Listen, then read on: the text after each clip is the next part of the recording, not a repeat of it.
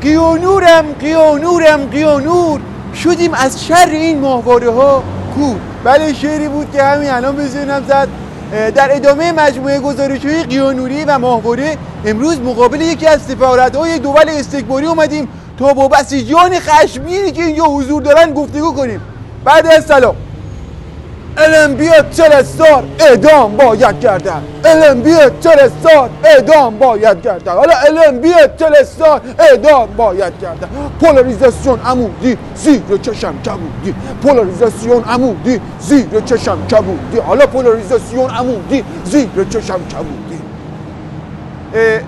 بله، این صدای خشم فرو رفته در نهاد بسیج است. برادر میشه بگید شما برای چی اینجا جمع شدید؟ ما اومدیم اینجا تا به فرمان مقام عظما پای پیاده بریم خارج جو. کجا خارج جو؟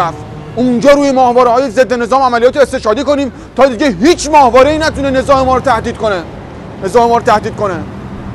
بله، میشه بگیم پیامتون به دنیا چیه؟ من میخوام بگم پس این مدافعان حقوق بشر کجان که ببینن تو این ماهواره‌ها مقام عظما رو به چه وضعیت نظری نشون میدن.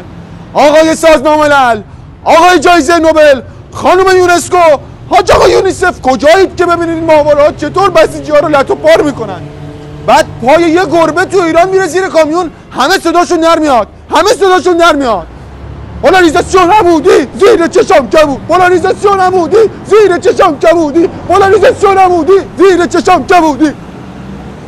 خیلی متشکرم. شما بفرمایید.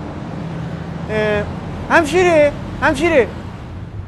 بله، همشیر خوبیت نداره. اگه میشه روتون رو اینور کنید، میخوام باهاتون یه مصاحبه بکنم.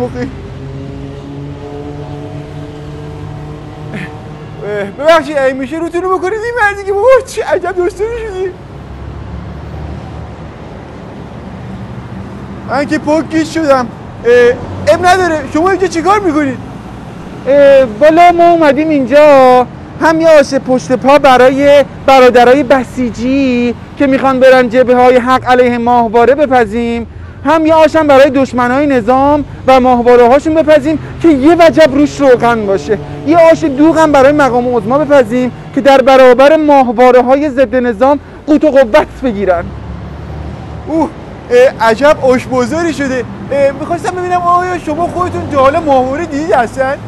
البته مهم اینه که ماهواره ها ما رو نبینن. بله، خیلی متشکرم. پیامتون برای زنون بسیجی چیه؟ والا پیامم اینه که به جای استفاده از بشقابای ماهواره بیان از این بشقابای استیل استفاده کنن که اگه اینو وصل کنن به آنتن خونشون میتونن برنامه اخلاق در خانواده رو با کیفیت خیلی بالا ببینن. خیلی متشکرم. بله، امیدوارم که دشمنای نظام با اینکه تصویر ایشون رو ندیدن ولی صداشون رو شنیده باشن. غلام قیانوری، خبرنگاران واحد مرکزی آش.